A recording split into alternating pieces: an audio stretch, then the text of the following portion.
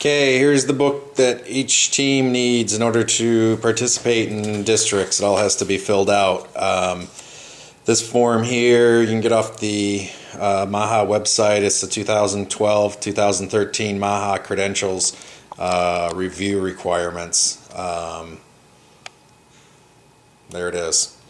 But with this, you have to have each section filled out and complete in your book. So the MAHA District State Playoffs Team Credential Data Form, Team Credential Verification Form, U.S. Hockey Team Player Roster Form, the Player Transfer Forms for each member of the team, U.S. Hockey Consent to Treat Form, U.S. Hockey Participation Code of Conduct for Players, Star Form, Background Screening Confirmation Form, Team Game Log, Score Sheets, etc. Opening the book, I break everything down into sections that are needed that match up with the MAHA Credentials requirement review sheet that I just showed you. So there are my 8 sections. Section number 1 is the MAHA District State Playoffs Team Credentials Form. Basically, it's pretty self-sufficient. Division, association, team name, colors, contact, hotel you're staying at if you're staying in a hotel. All that information needs to be filled out. Number 2 is the Credentials Verification Sheet. It has a place for each person's on the team's name.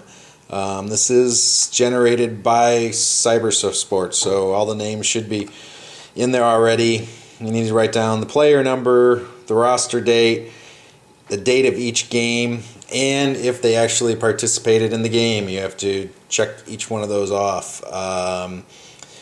Then date of birth verification, U.S. citizens verified, waiver of liability, all information that USA Hockey should already have.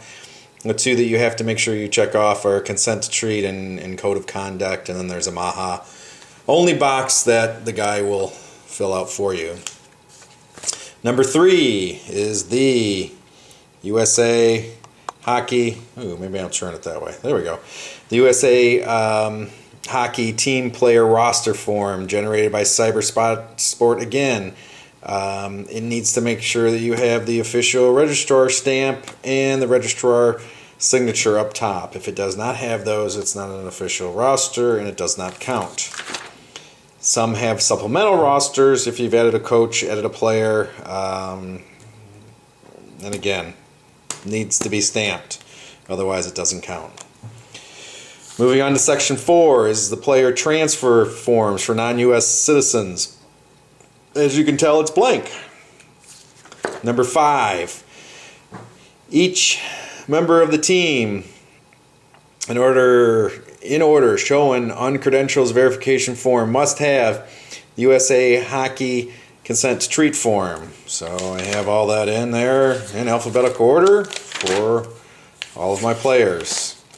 Next is the USA Hockey Participation Code of Conduct form for each of the players. And again, those are all filled out and signed.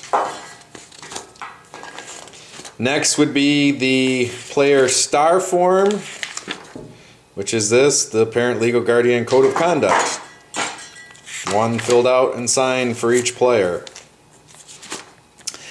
And then lastly is for the adults, it's for the background screening confirmation form, proof that all team staff have submitted online and background screenings.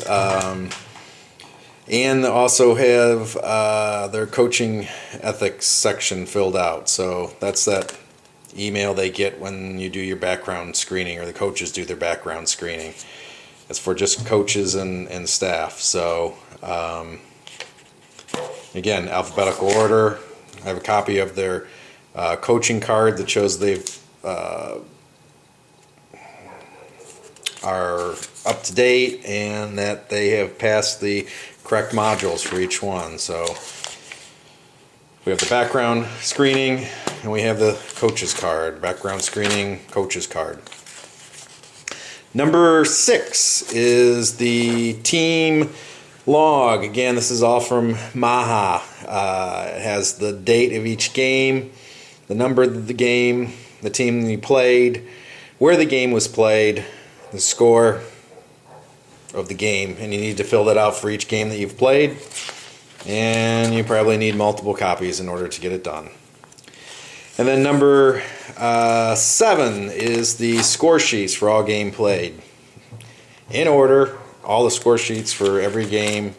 If you put a game on the form, the number 6 form, it better be a copy of it in the number 7 because I need all that.